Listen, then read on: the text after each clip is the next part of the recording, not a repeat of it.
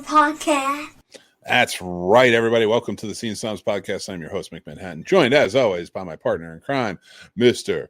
Paul Done and Done. How you doing today, sir? Doing good, man. Just tired of being in the sun because I've been in there all day, but that's okay. Oh, blah, blah, blah. He's talking about that sun again. We all know he loves that son. And another son that we love, somebody else's son, of course, and that is Mr. Jason Taylor from the Three Geeks podcast. Welcome, sir, to the show. What is going on? But that intro is amazing. It is Right? Amazing. I love the intro. I have to stop forgetting it from time to time, but Yeah. Oh man, I had a good time with that one, and I already want to get rid of it. Oh wow, already?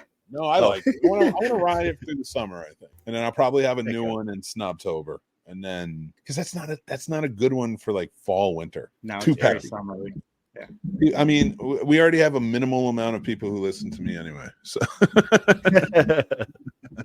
And I love all of you. I want you to know that. Whether you're watching or listening, we thank you. And we want to thank our sponsors of this episode, Sticker Mule. Sticker Mule is a great place to go if you want to get any of your stickers or your business cards, magnets. We get everything here.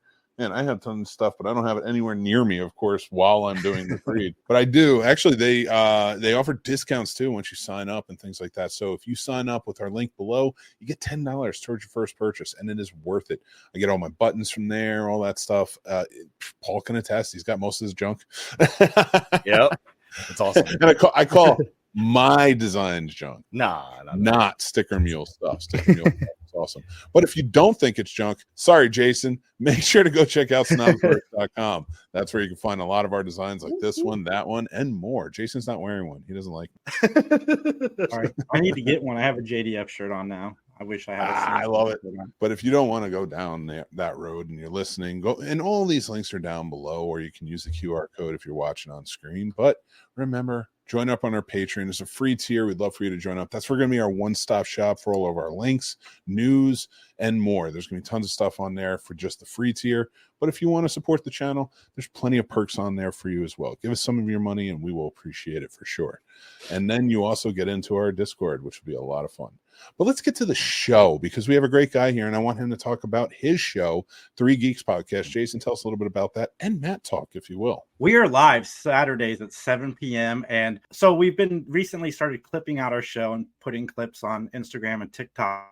We had our very first TikTok get over 1,000 views. Not only did it get over 1,000 views, it's at 84,000 views right now. Yes, and viral, baby. Granted, it was a bit of a baity clip. Is a clip of Chris Candy talking about his dad John, so we kind of baited the audience to get into it, but no, that's not bait. You did that interview. Be proud of it. You did great work. And then Matt Talk, we're live 8 p.m. We're now weekly, talking about everybody's favorite Southern lawyer. Yes, actually, no. Let's stick on that a little bit. I don't want to.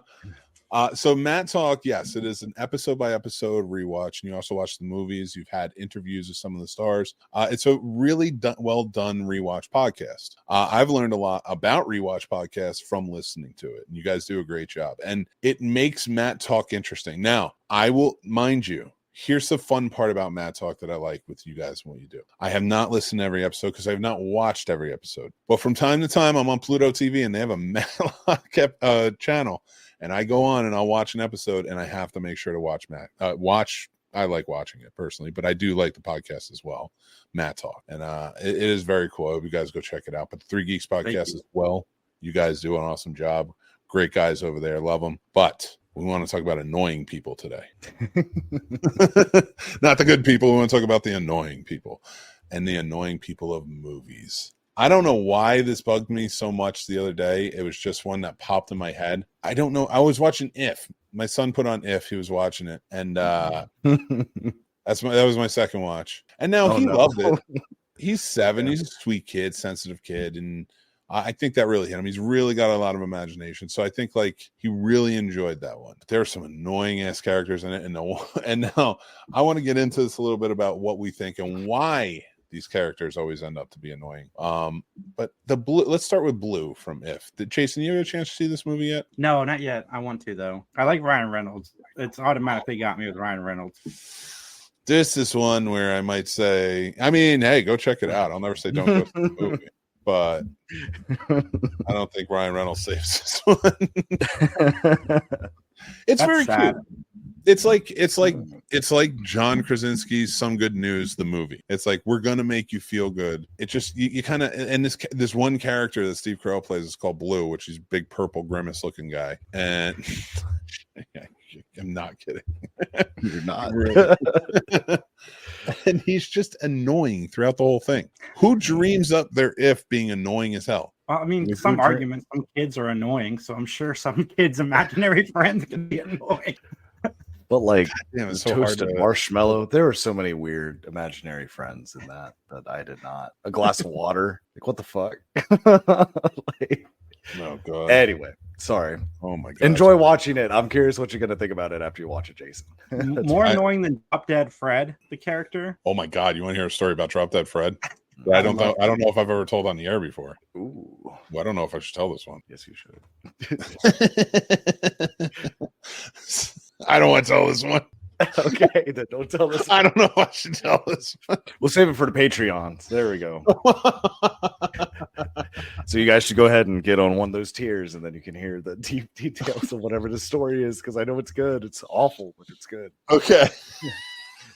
I don't know if I can do this. I don't know if I should do this. All right. I'm trying. I really am. I realized on a podcast, listen to some dude laugh about something they have no context of or whatsoever about a movie that is arguably very bad. With a very annoying imaginary friend. But okay, that's fair. I'm not talking about him. But Phoebe Cates.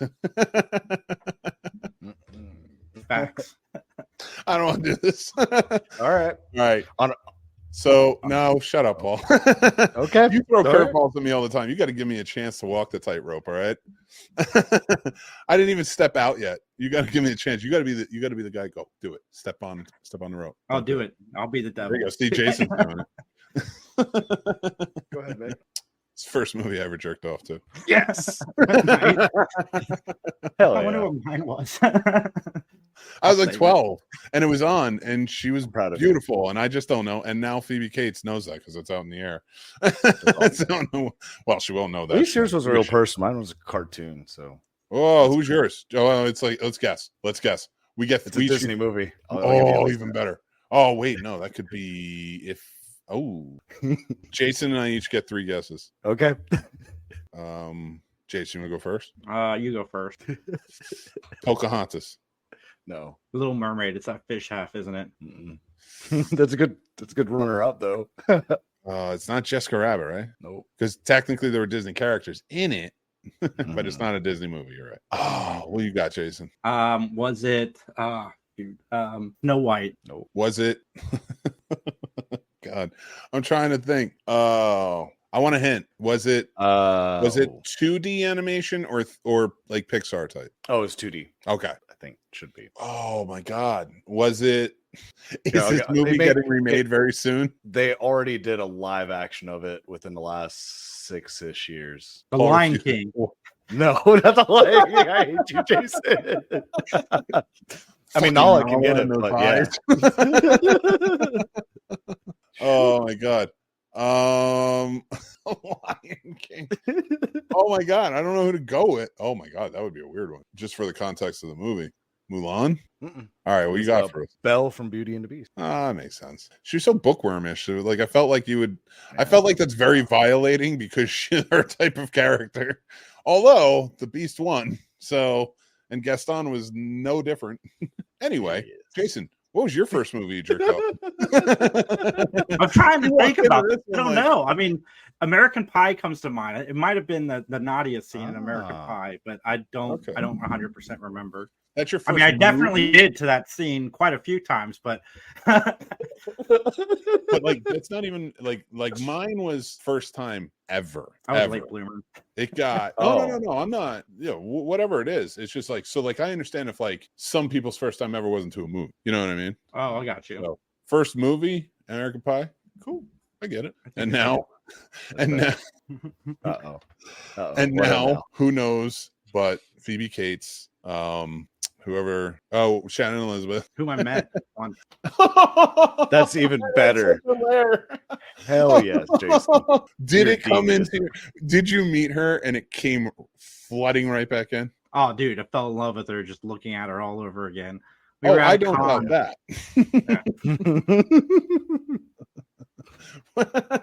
Yes. I love it. All right.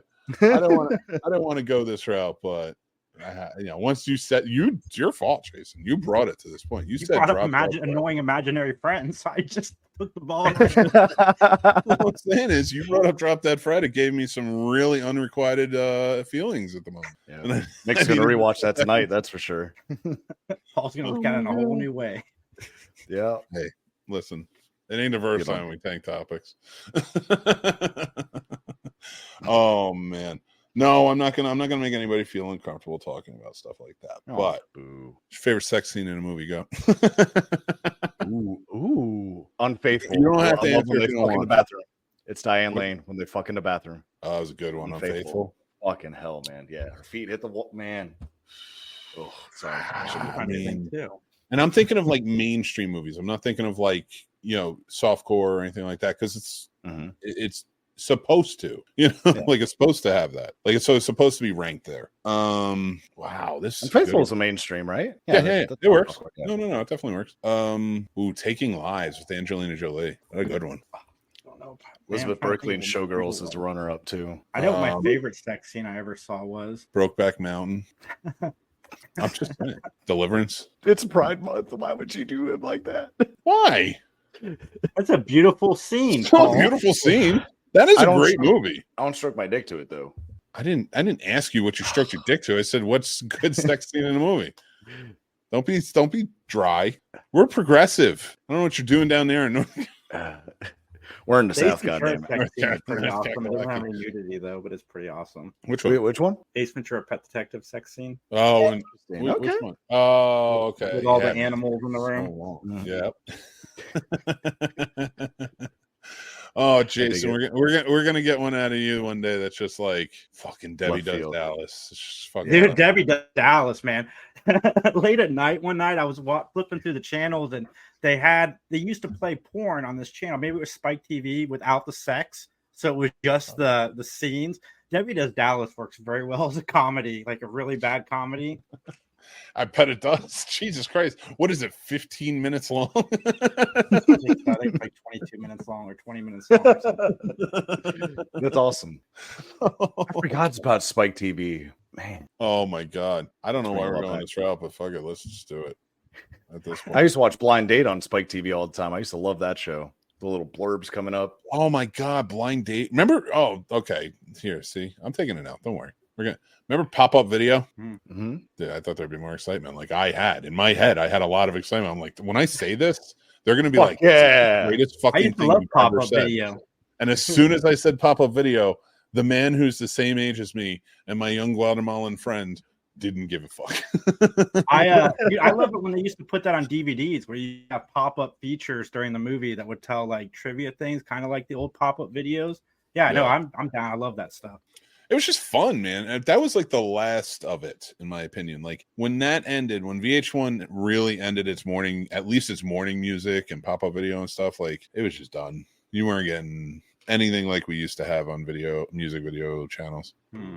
I think there is an MTV channel that plays music videos like half the time now. I think it's like MTV 27. But it wasn't just the music videos. And I'm going to be honest, like in the early days it was, but there wasn't just music videos. There was awesome interviews. Like Kurt Loder and the news he was just as informative as any other channel. He was a voice of a generation and beyond for a little while. Like, I would say Gen X and millennials. That Kurt Loder brings Gen X and millennials together. Yeah, and even the shows that MTV had, it made sense to the generation and what they were going for, like Singled Out and Beavis and Butthead. Do you remember Singled Out, Mick?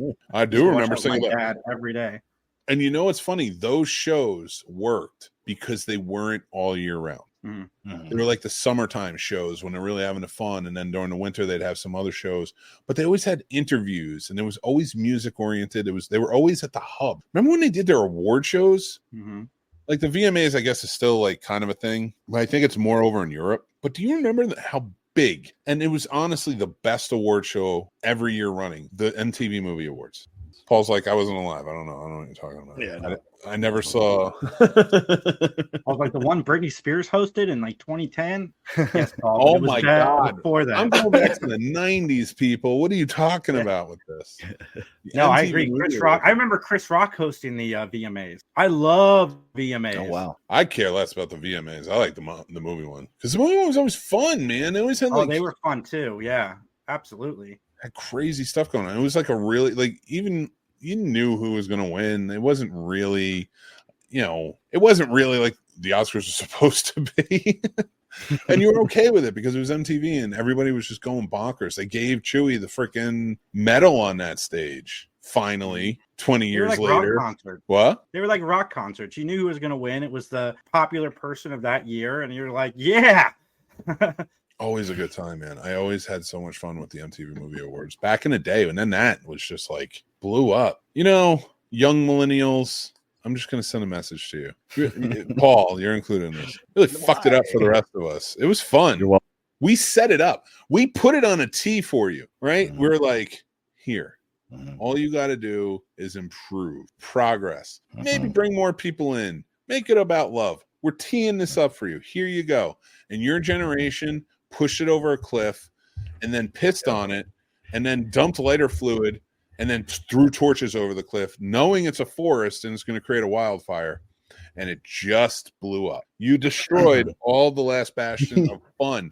The 80s and the 90s were the two funnest decades for children. Were they getting kidnapped in mass droves? The news would make you think so. But they were outside. They were getting the air. They were having fun. Kids, they were just doing it. And now you killed it all. And I blame you, Paul. What do you say, Jason? Blame Paul. I blame Paul too. But Mick, some hope in your life. MeTV today just launched an animation channel. That's saw all that. Saturday morning cartoons and good Saturday morning cartoons. I don't know if they're still good. I'll find out when I start watching it, but that's going to be on my TV all week. Oh, I will tell you right now, I have watched old Looney Tunes, old Hanna-Barbera, like the old stuff. I'm talking 50s, 60s, stuff like 40s, 50s, 60s. Holds up. Still great. They're still so funny, and then what did even that, like we brought Looney Tunes back and with Space Jam, and it was amazing. And you guys fucked it up. You gave it to LeBron, and what happened? Then you gave it to Zazzle. I like you, Gen Z. I like you, young millennials, Gen Z and Gen Alpha. I hope you take the world and run with it and do great things and shut us up, but bring it back to the 80s and 90s. It was fun. So I got a question for you since you guys just brought it up, though. How do you spell Looney Tunes without looking? LOONEYTUNES. That's what I was going to say. Damn. See, I don't remember though. I thought it was always Tunes, TOONS. No, because it was merry melodies. Yeah. So it was supposed to be like little vignettes between the music. So Looney Tunes.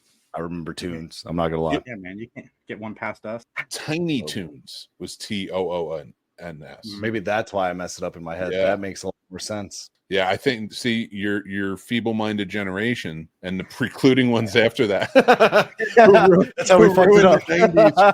I mean, you guys still have Animaniacs on. You still have. You're missing Freakazoid. I don't know how you guys. Yeah, we got Scooby Doo or Velma, whatever the fuck they fucked that up. Pinky and the Brain are back.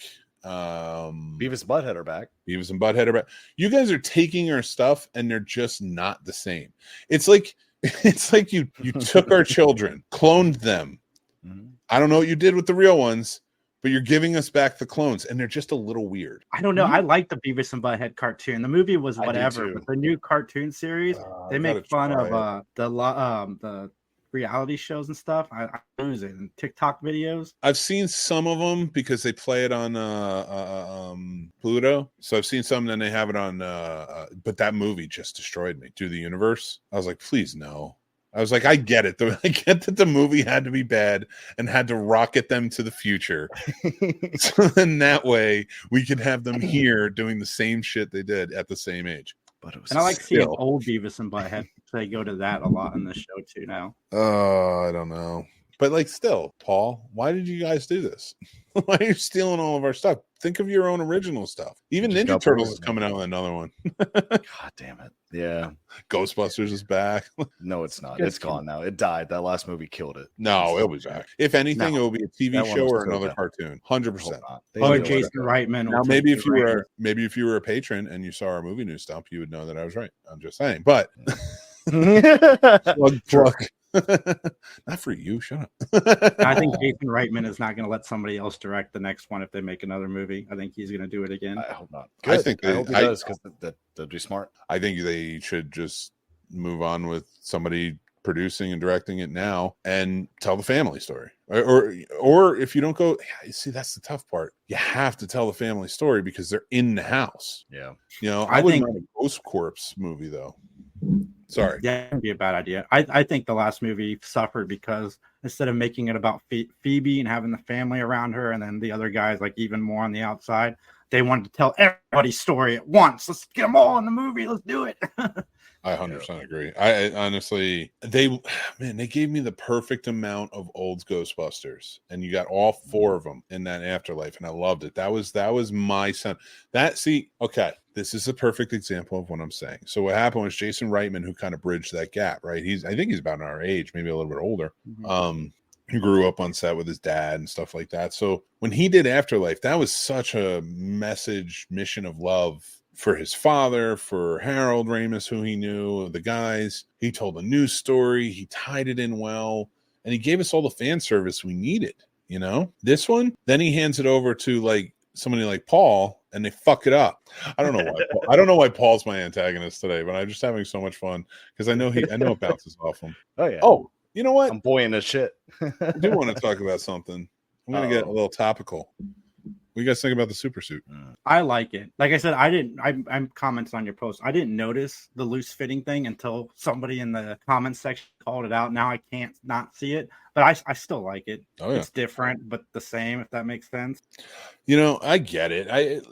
Actually, before we go, no, we'll get back to it. But I do want to talk about, let's keep it continuing. Paul, what did you think about the Superman suit? Sorry, somebody had sent me a message and I want to bring it up. I didn't think it was bad. I don't know. I don't like that they keep changing, I guess, the suit. So I'm kind of like, just kind of leave it alone. But I'm not invested as much into Superman. So I'm not like, oh, this fucking sucks. Or I'm like, oh, this is awesome. I'm just kind of like, I just don't get why we needed to change it again. But It's just change of creators, honestly, at this point. Right. Snyder had it. So do you think this guy fits the role though? I do. I'm a big Superman fan, but I like him in the role. I more so like Rachel Brosnahan as Lois Lane, but I think he fits. I don't know much of his work though either. You know, it's funny you say that about Rachel Brosnahan. I loved Marvelous Miss Maisel. Well, the last season just didn't hit home for me, but I loved the show kind of going through it. And I was telling Mary when we were watching that, I was like, she looks like Lois Lane. She has that spunky attitude. I was like, if they did a 50s style Superman, like she should just play this. I was like, it would work, but like, cause she's that go-getter, but like without a family and stuff, if you cut that part out, like it's Lois Lane. She's determined on her job. And when she got cast, I was like, yeah, I guess somebody else sees it, but I was like, but it's up to date. I was like, I don't know if she could pull that off. Fucking nails it, dude. She looks just like she looks like what I imagine Lois Lane is. You know, in fact, I'm so annoyed that I feel like they miscast it since Margot. I did like Erica Durance on Smallville. I did too. So I do want to jump back on to annoying characters real quick. I realize I'm kind of going all over the place, but we did have our amazing Snob Nation answer the question, and I want to run it down, the annoying characters that they say, and you tell me if they're annoying or not. I will as well. So Master Shake, Mr. Dan himself on the Betting Bros says Newt. Always Newt from Aliens 2. I don't mind Newt. He's going to hate me for saying that, but what do you guys think about Newt? Was she an annoying character? I didn't find her annoying, I don't think. I've only seen the movie once. Yeah. Wow. Oh, man, we got to do a watch party. How'd you do that? How do you only did you not like it? Yeah. No, I saw it recently for the first time. Wow. Oh my God.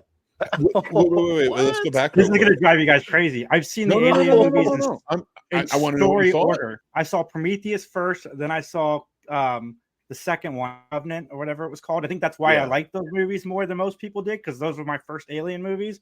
And then I saw Alien, and then I saw Aliens, and then I saw half of Aliens 3. Okay. Ooh. Let's take Prometheus and Alien Covenant out. Great, you like? We get it. What did you think of Alien? Oh, dude, fantastic! Great slasher movie in space. Oh my god, right? Like it's just such an amazing film. Oh, and so Which so one? go ahead. Which one do you enjoy better? Since there's always that debate: is Alien or Aliens better? Which one do you prefer? As being a more of a horror fan, I like Alien better, which is why I'm so excited for Fede Alvarez to do the next one. I dig it, man. Like, this is so cool that you're watching it and you're getting ready for Romulus. Yes. Oh, and you're halfway through 3, so we got to check back in with you. I want to see what you think of 3, because a lot of people don't like that one, but you coming into it from a different angle, I want to see that changes your perspective. I also are you watching the theatrical cut or the director's cut? I think the director's cut. Oh, is it a bull or a dog? I don't remember. Alien gets into. Oh well, whichever one. I think you should watch both and compare, because they are slightly two different movies, and I really like that. Well, not completely two different movies, but like in a way with the Alien. That was well done. And then Aliens 4. I'm sorry, have fun with it, but at least you got the, we'll see how that goes. But that's awesome though, that you got to just watch them. Jesus, that's so cool. I love hearing that. That's why, please, if you ever watch something for the first time, I want to hear your reaction, because you never really get that anymore. You get a lot of people out there bitching. You should do that on your TikTok. You should add all the movies you haven't seen, your opinion of them, your first watch opinions, because like I said, like it's either young. I like the young movie reviewers on TikTok and Instagram and stuff like that. Fair. Who have never seen anything before, because I want to hear their perspective of, how's it fit through the lens of youth, and not my youth. But I want to hear older perspectives, guys my age who maybe haven't seen it, because guys my age who look similar to us everywhere are podcasters, usually movies, and they're always bitching. So I can't listen to it. This is gonna blow your mind. I've never seen The Abyss or True Lies. I just picked those up too to watch. I can't wait to hear you talk about The Abyss. I want to hear those. Oh my god, The Abyss! I can't wait to watch The Abyss in 4K. Max says it's really good. If Max says it's really good, then I'm excited to check it out. I like The Abyss. Yeah, I like The Abyss better than, because Leviathan came out around the same time, and it was sort of similar with the underwater vibe. Yeah, I like The Abyss better though. It was like it had a cool alien type of vibe to it. Not alien. I meant like fucking Cocoon and shit. Aliens, like terrible. Not like so good. Not so afraid of them you can't fucking take care of it. And Michael Bihn's pretty cool in that. Yeah. So check that out. I can't wait to hear what you think. And on True Lies too. I just opened, not opened. I shouldn't say opened. I did not open. I was hosting and introduced. I don't know why I said open. Well, technically I was a part of the main show right before or the first show. But yeah, no, it was a lot of fun. So I can't wait to hear what you think of True Lies too. That's gonna be a good one. Oh, dude. All right. Samuel and the Babadook. Sir Sturdy himself says that one. He hates that character. Fuck yes. I don't think he was annoying. I just think he was like, you gotta take, like, I got a soft spot when it comes to kids, because it's like, I don't blame the kids. If the kids are acting like that, there's a reason they're acting like that. They need something, and that kid clearly needed something. He wasn't just trying to be a dick. That was a cry for help. And that mom, I understand, was very, very, very, very, very tired, very, very, very stressed. And at her wit's end. I'm not, and this is not going into a criticism of motherhood. That's not where this is going. I was like, and that mom, like, it's just a lot. And I get it, but it's still, you got to do it. You just got to do it. Like, it sucks, but and she did. She dreamed up a monster to murder that kid, or depending on how you see that movie. It's open ended. Neville. Go ahead. What do you think about him? No, I was just gonna say, I couldn't stand that kid crying and yelling all the time. I was like, man, my dad would have beaten me senseless if I had ever cried like that, like even once. So it doesn't compute to me. Like the mom just being like, stop or calm down. I'm like, I didn't get none of that. So like you're getting off. Well, fuck. Like, we weren't even allowed to cry. So like, I can't even imagine to that extreme. Like, holy fuck no. Oh, all right. How about Neville Longbottom? Mike Oxmill says he creeps him out. What do you think about? I like Neville. Sorry, it's not annoying. What do you think? A resident geek. Harry Potter. Yeah, he's kind of annoying. Damn. Oh. Well, Tim actually gave Newt. I think it's Neville Longbottom. Kind of reminds me of a certain roommate I have. So I think that's probably why I don't find him annoying. Wait, I think I know who you mean. So does he? And that's it. But no, give him the credit. He looks like yeah. Neville Longbottom more now. You know, like let's not. He doesn't look like the fucking before. Not like the 10-year-old Neville Longbottom. I'm talking about the one who's like, So let's give that man some credit. But Tim said Newt, but Dan beat him to it, so he gave up. He hates Hobbs from Fast and Furious. Everything about adding The Rock made the movies worse, he says. I hate everyone in Fast and Furious. So everyone. I don't like those fucking movies, Mick. I didn't become a Fast and Furious fan until Hobbs was added to the cast. So I guess I can't agree with that because that's when I started liking the movies. I love it. Yeah, I mean, I thought they got interesting after. Yeah, I agree. I'm like, these are off the wall. If these are going to keep going and they're going to keep funneling money into them, make them bonkers. They went into space and I was like, yeah, this fits. This seems right. I'm okay with this. I was like, any other franchise? I was annoyed that they jumped the shark in Endgame and went back in time a little bit. Like I read comic books. I understand time travel is possible in the comic world, but I was just kind of like, I was like, all right, it's just too like. And I love time travel movies. Like that's my jam. I love books and time travel movies. If anything sci-fi besides fucking RoboCop, best fucking sci-fi movie of all time, not an action movie like some fucking people say. I love Endgame, but they got time travel fast. Infinity War is my favorite. Like because I thought Infinity War just was amazing. But I loved Endgame too. Don't get me wrong. It's just the time travel, time heist aspect. I was like so fast. I get it. Yeah, it did. Tony Stark did it in an hour. And Katie says, who actually these are her drawings up here, her reprints of her drawings. So thank you, Katie. Says it's Cartman from South Park. He's annoying. He's funny because he says outrageous shit. You're welcome. That's my generation, so you're welcome. I don't give a shit. That's very fair. It's our contribution. That's all you got from us, but there you go. And that is everybody's opinion on that. I'm going to say this. El Camino is a movie, so Skylar White is still the most annoying character in movie history. Can't stand it. I get it, but I can't stand it. I get her mental health journey through all of that, but she was still an asshole before. So she's still the worst. And gentlemen, before we move on to our other topic, any annoying characters you want to throw out there? I'll let you go ahead, Jason, as our guest. Go ahead, go first. My annoying character, Drop Dead Fred was on my list prior to coming in here because I can't stand Drop Dead Fred.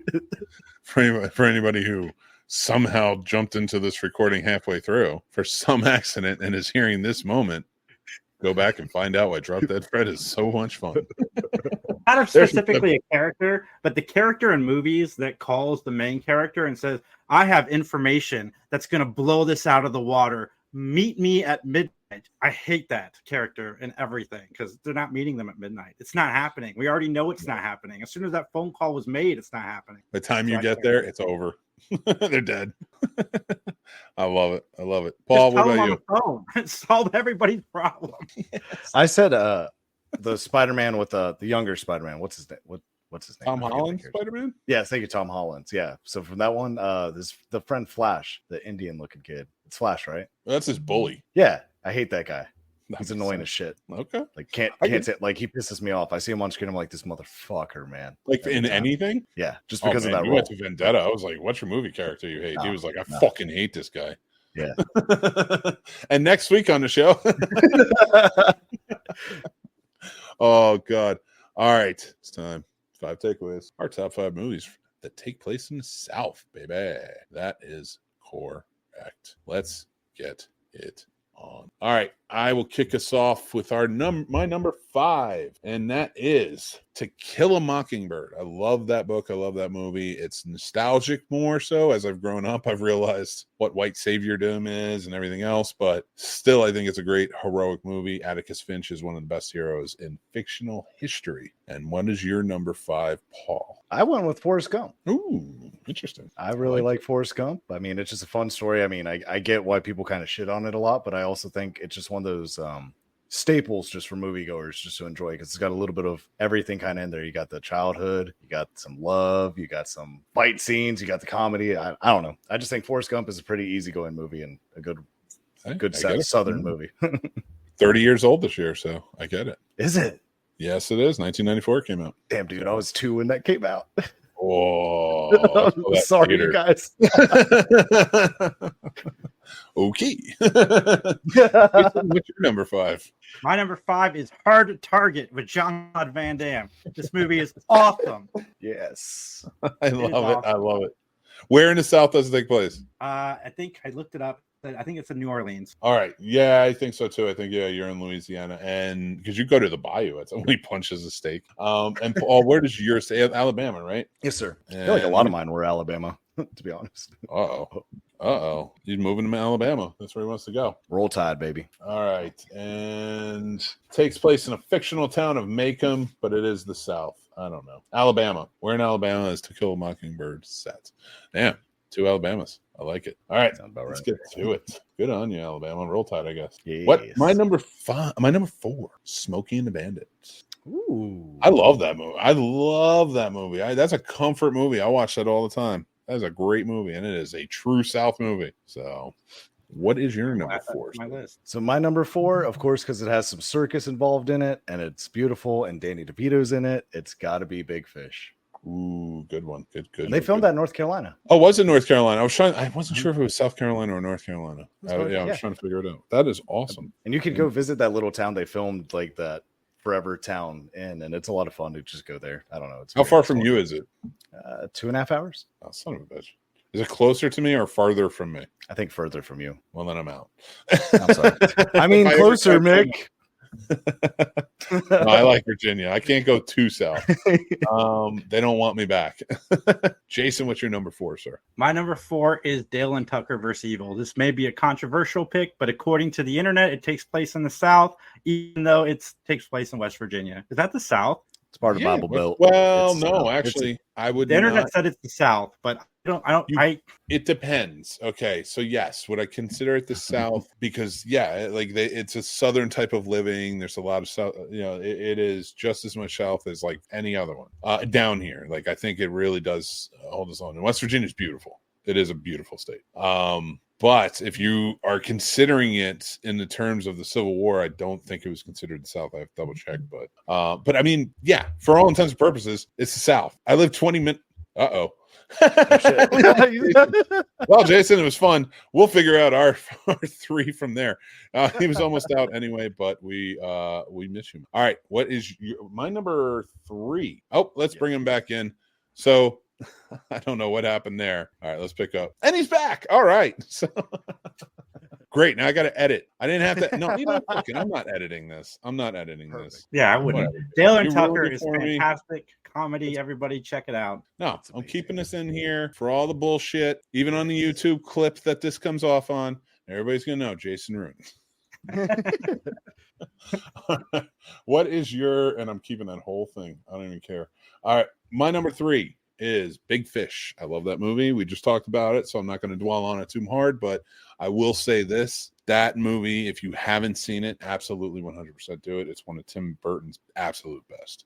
And Paul, what is your number 3? Well, my number 3, because keeping up with Pesci a little bit, I'm going to say My Cousin Vinny, because it does take place in the South. It definitely does. Alabama. I love that shit so much. It's so good. It's so good. I'm not gushing over it right now.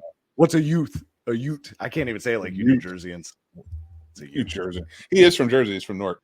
And my friend, what is your number 3? Paul, this is why we did Scary Stop so well together, man. My number 3 is My Cousin Vinny. My dad took me to see this movie when I was like 8 or 9. That's awesome. I was way too young to go see this movie for sure, but yeah, it's so funny. Oh, so good. Fuck yes. All right, my number 2, Steel Magnolias. Fantastic Southern film. It's really well done. Don't tell my wife because she'll make me watch it over and over again. That's her favorite movie. And I'm good to tell her. Worth a watch. Don't get me. First of all, newbie to marriage. I've seen my wife's shit over the year. It's not like I'm owing it, like I've been hiding from it for almost 10 years. I've seen this. You watch your wife's stuff. You're newer to it. You gotta watch all the crap. Well, it's not crap. I'm just kidding, of course. Steel Magnolia, because she probably this is recording. So anyway, let's have fun. Whatever. It's always a ball here. Yeah. Steel Magnolias, great film. If anybody has checked it out, really well done drama with a lot of heart and comedy to it too. What is your number 2, Paul? My number 2 is it's a loving story about family with a little bit of revenge and people being in the wrong place at the right time, and that's the Texas Chainsaw Massacre. That's Texas. Does it count as the South? Texas. I feel like Texas just like doesn't consider itself the South. They consider themselves just like their own thing. Do we not count them? Fuck. I will count. We'll take it. I say like 40 down is the South, so that's where my mind's at. Oh, I don't know if you know. I don't know where's 40. It just goes straight across from North Carolina. It's near me. It's right here. It just goes. You are not the South, and we're the North. Get the fuck out. The South. Well, maybe Ohio down there is, but I'm not the South. Virginia, I'm not saying you're not Southern. I'm not saying they're not a little Southern, but it was like the one they fought over the most. Because there's so many Northerners up there to fight them back. That's what I'm saying. I'm just saying, I'm trying to figure out if Texas is considered the South or not. Damn. It's defined by the U.S. federal government and includes Alabama, Arkansas, Delaware, the District of Columbia, Florida, Georgia, Kentucky, Louisiana, Maryland, Mississippi, North Carolina, Oklahoma, South Carolina, Tennessee, Texas, Virginia, and West Virginia. Boom. No Texas. It's all. I'll come. I'll do another one then. I had a backup. So no, it said Texas. Oh, Texas, yeah. I'm an idiot. I was just reading them all off, so now we have the definition. How is Maryland the South? Because that's confusing to me.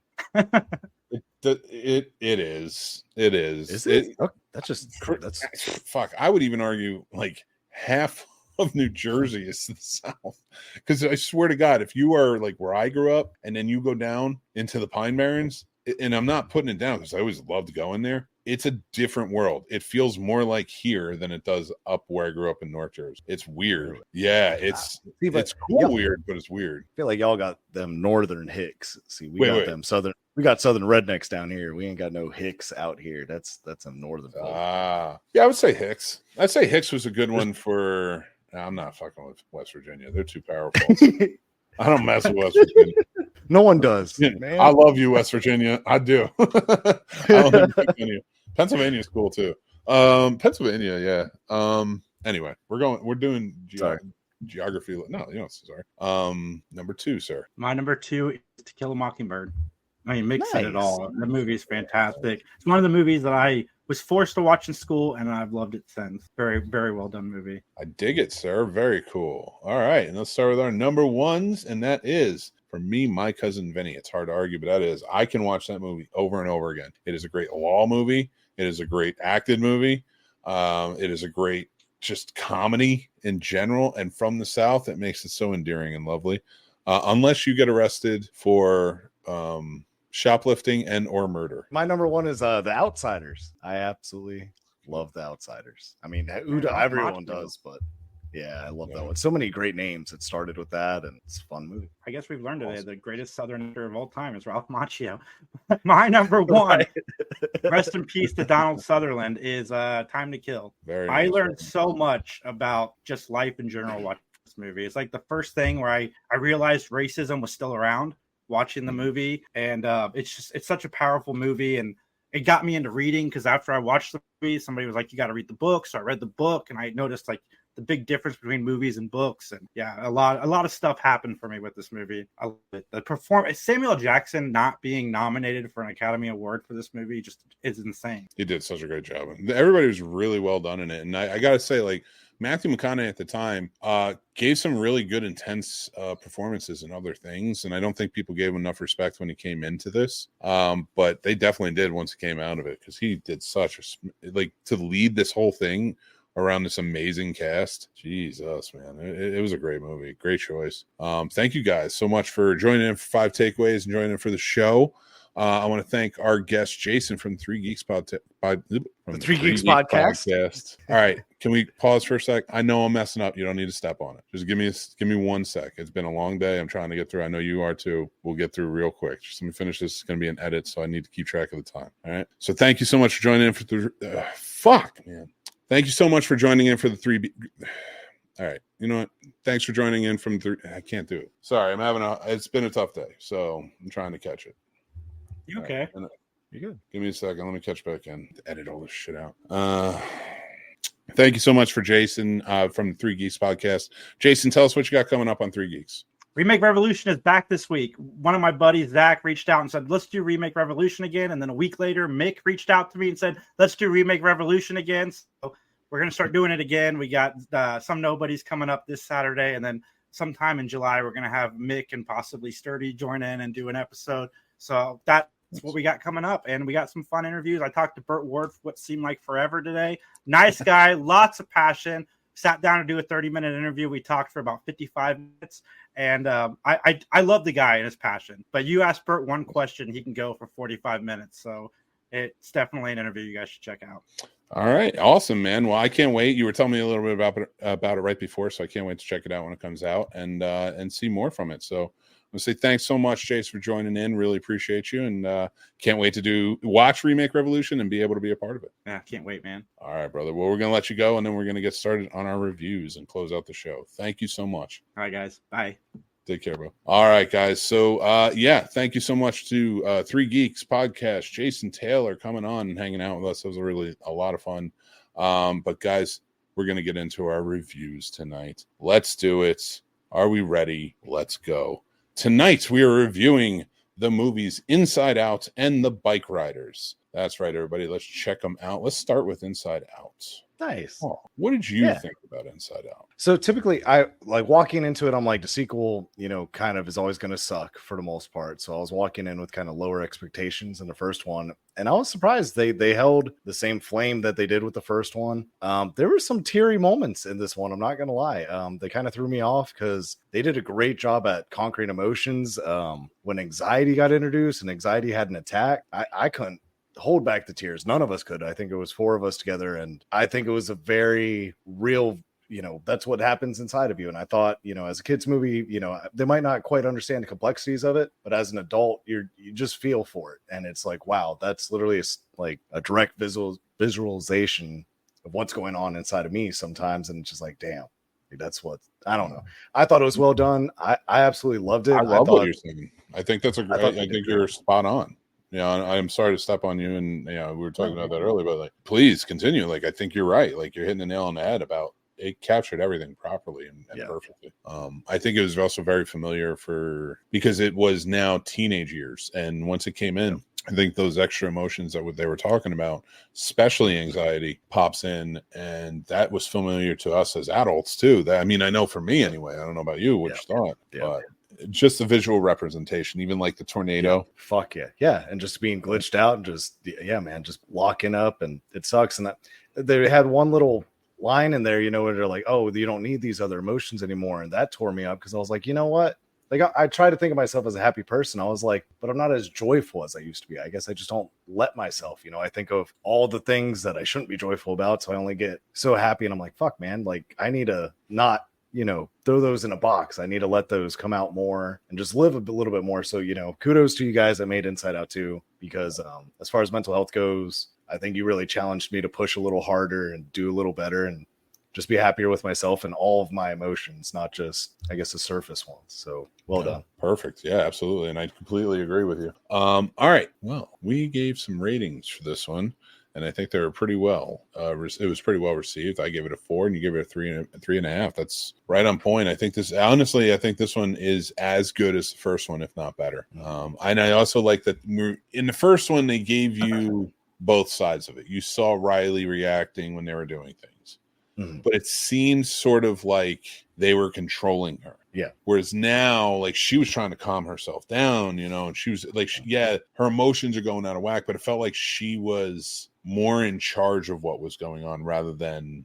being controlled. And there's something about that I really liked. It added a nice element of, you know, mental health and coping and things like that. So did a great job. Really well done. Yeah. Now another movie we went and checked out, The Bikeriders, starring Tom Hardy, Austin Butler, Jodie Comer. What did you think of this one before we get into what it was about and such? So my mom, of course, immediately after I watched it, she's from the Midwest in Iowa. So of course, naturally, you know, learning that the Vandals were real and from the Midwest area, I was like, I get Chicago's, you know, not the closest, but it's not too far from you guys. I was like, you know, did you have Vandals? She was talking about one story of, you know, I guess a group of them were passing through, and they were kind of how it was in the movie, just immediately like kind of expunged. Like the cops were like, hey, you know, we respect what you guys are doing, but, you know, kind of get the fuck out type shit. And she was just like, you know, they were polite. Like they came in a bar, they all had a drink, and then they all just kind of moved along. So I just thought that was kind of cool. But as for the movie itself, I love Tom Hardy. I do. I like his voice. I just like his stature. I thought it was a great movie. I don't think, I forget the gentleman's name that played Elvis. That's the main character in this. Austin Butler. Yeah, he was great in Dune as well. Dune Part 2. I liked him better in those roles, but I don't think he was supposed to shine as much in this one. So I will say this wasn't my favorite role with him, but I don't think that's a reflection of him. I think that's how the character was made. Yeah. This one was a lot more story than I expected. I thought it might be more of a Goodfellas type feel or Casino, where it'd be a lot more of them doing destructive things and, you know, fighting and things. And it really was just more of the story of the gang, and then, you know, of Butler's character as well, you know, and everything that happens with him. I did enjoy it. I thought I enjoy a good story, and I thought it was good. I thought towards like the third act, if you will, it got a little dreary where it was like, all right, you guys, let's just wrap it up if this is the direction we're going. But I think it's absolutely worth a watch. And if you don't know anything about the Vandals, I found it very enlightening and it's fun. Yeah, you know, it is. I went back and I started researching a little bit about the motorcycle club and the book that was written. Because it was like a picture book, because that guy is following him in it.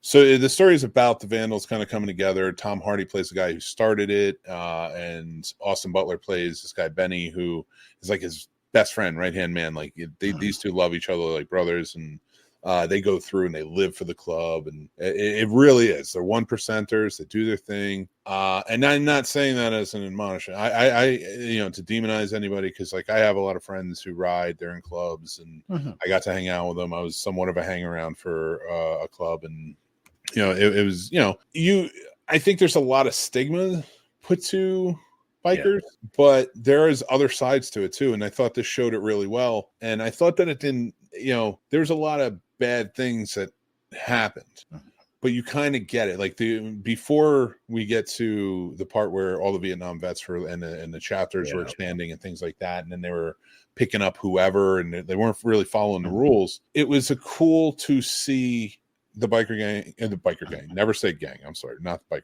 biker club, go into, or motorcycle club, I should say, my apologies, go into this, and like what they were doing, like you kind of got it. I'm not saying it was right, but it was the 50s, 60s, so it was like you kind of got why reactions were that way, and they were just sticking up for friends, or like, you know, trying to help out in certain situations, but it was fun. I liked that whole ride. So, and then when they got into kind of the club devolving and almost the Shakespearean ending they give to Tom Hardy's character is really well done. I love the story, and even seeing it devolve, like it was almost like when I was hanging out with the club and Sons of Anarchy was out. You almost saw like a lot of like motorcycle club culture devolve into that, where everybody's like glorifying the 1% and stuff like that, and they don't even understand. I'm not even putting it down 1%ers, like they don't even understand the lifestyle of that, you know. You think this is fun, and it is, but it's a lifestyle. This is something you live. It's not just something you do. These guys are in, you know, that, you know, with the circus and everything else, like you were in, and that's the club you're a part of. And that's why it was always cool to see it from the outside and see that perspective. So they pegged that really well. Here's my prop. And I wanted to make sure I point that out.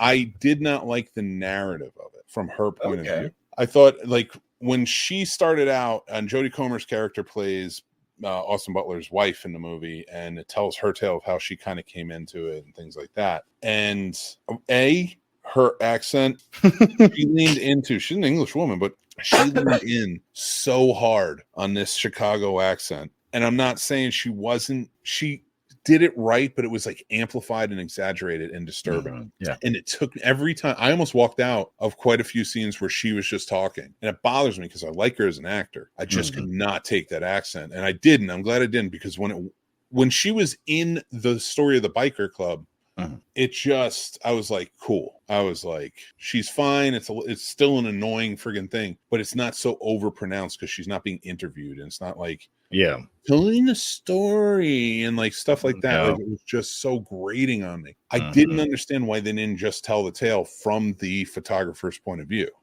Right. I would have preferred hearing him talk. Take liberties, get him to do it. And it turned into this weird love triangle thing where I was like, this could have been a really good movie, and her character could have been really good towards it because there were some great scenes with her, but just not as the narration. You know, so like that dropped some points for me because I could not take it. And I honestly, like, I like the movie a lot, but I don't know if I'll watch it again because of that. Yeah. So that burns rewatchability factor for me. So that's why on this one, and we were both agreed on that, 3 out of 5. Yeah, we were both there. But I do say check it out. Like, you may like it more than I do, like anybody watching or listening, and I'm sure Paul thinks the same. You know, you could love her accent. I didn't.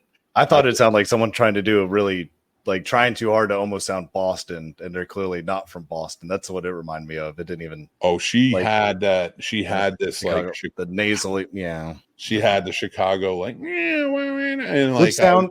And to listen, me, Chicago, I'm sorry. Oh, I'm sorry. Oh, you're good. I'm cutting you off. I just want to say, like, on top of that, like, it does sound Chicago, but like, it's just exaggerated. I'm not saying that Chicago women sound like this. Like, you sound more like she does when she's in the story. It's just so exaggerated when she's telling the tales, and it's like, God. Anyway, please proceed. Oh, I was just gonna say one thing. Because of course I was talking to both my parents about it, and I was like, we were just talking about differences in ages, right?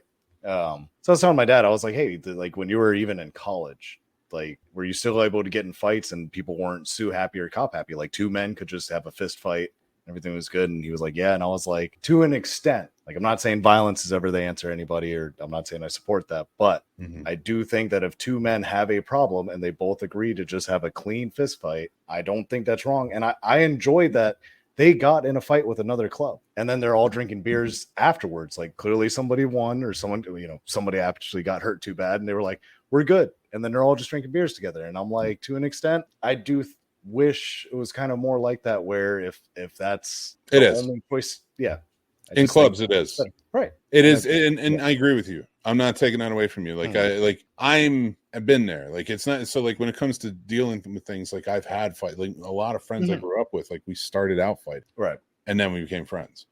So, like, I definitely agree. It is like that in the clubs. Still, they'll still duke it out if they have to. It's not like they go right to it. Right. But if there's a challenge, it's like, you two take care of business, and then it's done. Let it go. And I do agree with you. Like, I don't think there's anything wrong with that personally.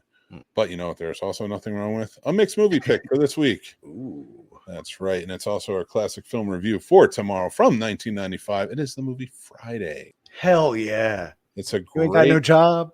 You ain't got no weed. What you do? Fuck, man. Smoker. Sorry, Mick. No, you're good, dude. You're all good. I'm good. Please, big it up, please. Man, I love that. Yeah, we're finishing off. We did our classic film reviews. They're all dedicated to the month of June for Juneteenth. I'm misspoken all day today, but Juneteenth, and we're celebrating Black cinema, Black filmmakers. And it's been a really awesome ride to rewatch a lot of stuff, and you can go back, check out the older episodes this month. And so Friday is such a great movie. If you haven't had a chance to check it out, it's great comedy, but it's great. Just well acted, fun movie about the day in the life in South Central Los Angeles. And Ice Cube and Chris Tucker kill it. Absolutely kill it. Everybody does. But I don't want to overdo it because you're going to get the film review tomorrow. Go check out Friday if you haven't. Paul, you have anything you want to say about this movie before we go? I mean, it's a classic. That's a staple for all of us. I just remember first days, maybe smoking certain substances and just watching that movie and just loving every second of it. It's, to me, that's an urban Cheech and Chong, if you will. So I really enjoy how Friday does it, and I just think it's a lot of fun. I love it. And that's true. It really is. And so, guys, if you want to learn more about the movie, how it was made, and who was behind it, check out Classic Film Review. Tomorrow we'll give you all that and our review. That goes up at midnight. But thank you, guys. And I want to say thank you again to our sponsor of the show, Sticker Mule. Thank you for joining in and helping us out. Go get your $10 free towards $10 off towards your first purchase. That's right. Use the link down below. And yeah. Remember, if you want to stay in the know, you got to join up on Patreon. There's a free tier, and you'll get our information when you get our newsletter every week. You'll see all the fun stuff coming out. We don't want to email you. We don't want to inundate you with emails, and you're never going to go and see it. Now you get a chance to follow, and if you want to read what's going on with us, or you want to see some other news pop up, other reviews, links, and more, go check out the Patreon. If you want to follow, give us some of your money, help us support the channel. We truly appreciate that as well. And there's some more fun perks along the way for that one. But until next time, I'm Mick Manhattan. I want Paul, you got anything you want to say before we take off? Hey guys, keep watching, keep listening, and keep loving the magic of movies. And if you get a chance to see Inside Out, there's nothing wrong with feeling any emotions, and it never hurts to evaluate yourself. June is still men's mental health, so to all my fellow men out there, you guys stay strong. If you need help, reach out for help. There's nothing wrong with that. We all need help. Everyone does. So there's no shame in that. So make sure you guys are doing what you need to do. And if you need help, don't be afraid to ask for help, because there's nothing wrong with that. I love everything you just said. You did say help like 17 times. It was the perfect sentence of saying help over and over. And it's true, because if you need help, go get help. And I love that. But until next time, I'm Mick Manhattan from the Scene Snobs. That's producer Paul, the man with the plan. And we'll be back next week live, 7 p.m. Eastern. That's right. We're back live again for our 4th of July episode. We're going to have a really good time with that. Make sure you're there for it. And we're going to be talking about a lot of fun stuff and more. We're going to have some other shows planned for you. And we're going to have some other lives coming out. So make sure you're checking those out. Horror Conversations this Thursday at 7 p.m. as well. And until next time, I'm Mick Manhattan. Again, you guys are all awesome. Make sure to be kind to each other. Take care of yourselves, because that's important. Stay classy, and I'll talk to you guys very soon. Bye.